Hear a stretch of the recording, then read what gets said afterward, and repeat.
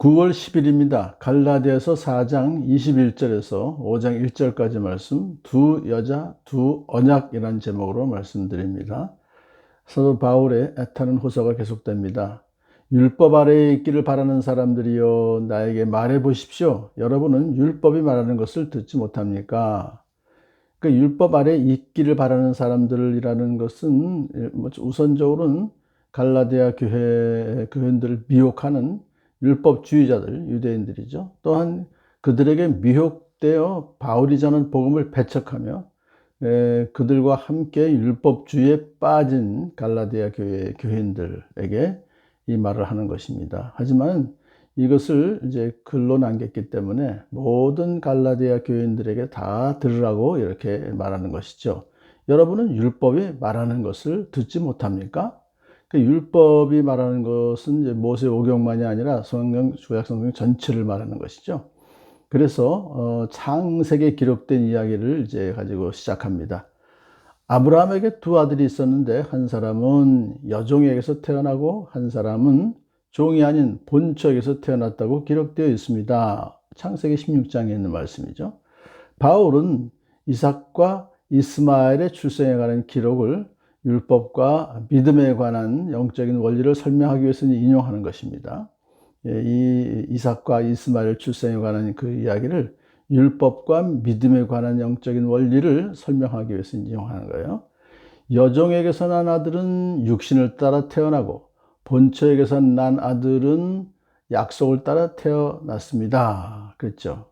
그 여종에게서 난 아들이야 이스마엘이죠. 그러니까 이제 이스마엘은 육신을 따라 태어났다는 것은 이제 그 아브라함이 본처에게서 아이가 못 나니까 본처인 사라의 권고를 받아서 계집종 하갈의 몸을 빌어서 이거는 자연적으로 낳은 그런 아들입니다. 그런데 본처에게서 난 아들, 이것은 이제 사라가 90세가 넘어서 아들을 낳았으니까 도저히 아들을 낳을 수 없는 상황인데 하나님의 약속에 따라서 기적적으로 태어난 거죠. 이것은 비유로 표현한 것입니다 하면서 바울은 창세기에 나오는 역사적 사건을 비유로 사용해서 아브라함의 두 아들과 그들의 수태 및 출생 방식을 영적 측면에서 해석하는 거예요. 그래서 이제 이렇게 해석합니다. 그 두 여자는 두 가지 언약을 가리킵니다. 그러니까 하갈과 사라 두 여자는 두 가지 언약, 옛 언약, 새 언약을 가리킵니다. 그런 뜻이죠. 한 사람은 시내산에서 나서 종이 될 사람을 낳은 하갈입니다. 이렇게 이제 이것을 비유하는 거예요. 그 하갈은 그 낳은 자식을 종이 되게 하는 구실밖에는 할 수 없죠. 그래서 옛 언약에 비유되는 것이고, 왜냐하면 옛 언약엔 율법 아래에 있는 모든 사람들은 율법의 정죄로 결국은 죄의 종이 되기 때문에 그렇게 그가 낳은 자식을 종이 되게 만드는 것밖에 못해요. 그렇지만 사라는 반대죠. 자유로운 신분을 가진 그런 본처로서 그녀가 낳은 아들은 자유의 신분을 갖고 태어나서 아브라함의 상속자가 되었죠. 그래서 새 언약에 비유되는 것입니다. 자, 이제 하갈에 대해서 설명합니다. 하갈이라고 하는 것은 아라비아에 있는 신의 산을 뜻하는데 지금의 예루살렘에 해당합니다. 그러니까 하갈이라는 그 이름과 신의 산 그리고 지금 지상의 예루살렘이 동일선상에 있다는 말이에요. 그러니까 지상의 예루살렘은 그 당시에 율법주의자들이 본부로 삼고 있는 것이며 또 신의 산은 모세가 율법을 받은 것이죠. 그러니까 율법과 밀접한 관계가 있는 것이죠. 그래서 율법주의자들은 혈통적으로야 사라의 후손이죠. 하지만은 율법을 완성시키신 예수님을 영접하지 않기 때문에 여전히 율법 아래에 있는 종의 신분을 갖고 있다는 것입니다. 하갈과 마찬가지로. 이제 반면에 갈라디아 교인들은 이방인이지만은 믿음을 통해서 진정한 아브라함의 후손이 된 것과 대조를 이룬 것입니다. 자, 지금의 예루살렘, 지상의 예루살렘은 그 주민과 함께 종 노릇을 하고 있습니다. 그러나 하늘에 있는 예루살렘은 종이 아닌 여자이며 우리의 어머니입니다. 그러니까 지상의 예루살렘과 천상의 예루살렘을 대비하는 것이죠. 그래서 하늘에 있는 예루살렘은 예수님이 통치하시는 영적인 예루살렘, 하나님 나라를 말하는 거예요. 그러므로 이 하늘에 있는 예루살렘은 단지 미래에 이루어질 새 예루살렘 성을 그것만 뜻하는 것이 아니라 예수 그리스도께서 현재적으로 이루어지고 있는, 예수님에 의해서 현재적으로 이루어지고 있는 하나님의 나라이기도 한 것이죠. 그래서 예수 믿는 성도들은 모든 시대에 걸쳐서 현재적으로 하늘에 있는 예루살렘의 백성으로 살아가고 있는 것입니다. 물론 이 하늘의 예루살렘은 예수님 다시 재림하신 후에 이제 완성될 것이죠. 자, 하늘에 있는 예루살렘은 우리의 어머니다라고 하는 것은 우리에게 자유로운 신분과 상속자라는 특권을 갖게 한 어머니와 같은 존재이다. 그러니까 이제 사라가 약속의 아들 이삭을 낳아서 그 아들에게 자유로운 신분과 아브라함의 모든 것을 상속받게 해준 것처럼 그렇게 된다는 것이죠. 하면서 이제 또 성경을 인용합니다. 성경에 이르기를 아이를 낳지 못하는 여자여 즐거워하여라. 해산의 고통을 모르는 여자여 소리를 높여 외쳐라. 이사야서 54장 1절 말씀을 인용하는 것입니다.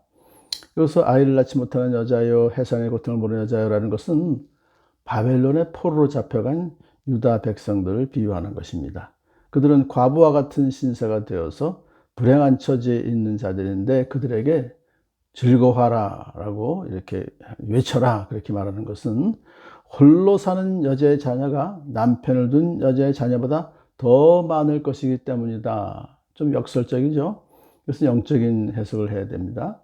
90세가 넘어서 도저히 아기를 낳을 수 없는 사라에게 주어졌던 약속의 성취, 이것을 말하는 것입니다.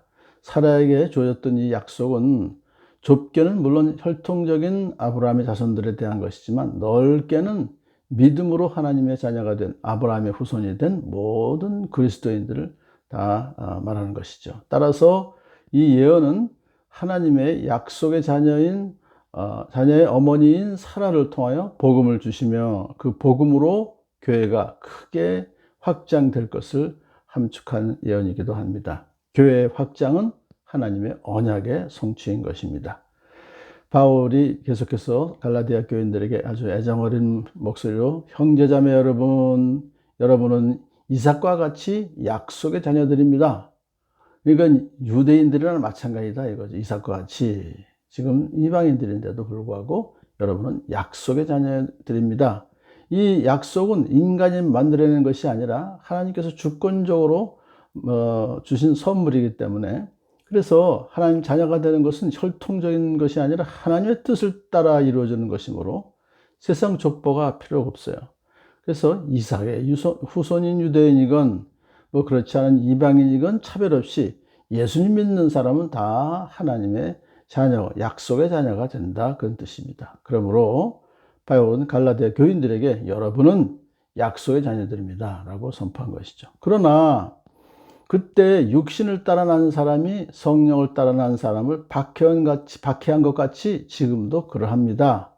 이 현실적인 이야기입니다. 이게 육신을 따라 난 사람이라는 것은 물론 이스마엘이죠. 또 여기서 성령을 따라 난 사람은 이삭입니다. 그러니까 이스마엘이 이삭을 박해했죠. 바로 마찬가지로 율법주의자들이 갈라디아 교인들을 박해한다는 뜻입니다. 왜냐하면은 율법의 속박 아래로 다시 끌어들이려고 미혹하면서 잠깐만 괴롭힌다는 거죠. 그런데 성경은 무엇이라고 말합니까? 여종과 그 아들을 내쫓아라. 여종의 아들은 절대로 종이 아닌 본처의 아들과 함께 유업을 받지 못할 것이다 하였습니다. 자, 그래서 이제 율법에 매여 있는 사람들은 예수님 안에서 자유함과 믿음으로 구원을 경험한 약속의 자녀들과는 함께 유업을 공유할 수가 없다, 그런 뜻입니다. 그러므로 약속의 자녀들은 율법주의자들을 쫓아내야 한다. 만일에 그냥 내버려 두면은 그들이 오히려 주인 노릇하다가 그 원래 약속의 자녀들마저 내쫓아 버릴 것을 우려하는 것입니다. 그러므로 형제자매 여러분, 우리는 여종의 자녀가 아니라 자유를 가진 여자의 자녀입니다. 이렇게 말해요. 우리라고 하니까 바울을 포함한 갈라디아 교인을 다 지칭하는 것이죠. 그래서 갈라디아 교인들에게 동료의식을 느끼게 하는 것이죠. 그러므로 이제 이렇게 결론을 내립니다. 그리스도께서 우리를 해방시켜 주셔서 자유를 누리게 하셨습니다. 그러므로 굳세게 서서 다시는 종살이의 멍에를 매지 마십시오라고 애타게 권면하고 있습니다. 우리를 예수 그리스도를 믿음으로 죄와 사망의 권세로부터 해방된 자유를 누리며 살아가는 저와 여러분 되기를 간절히 소원합니다.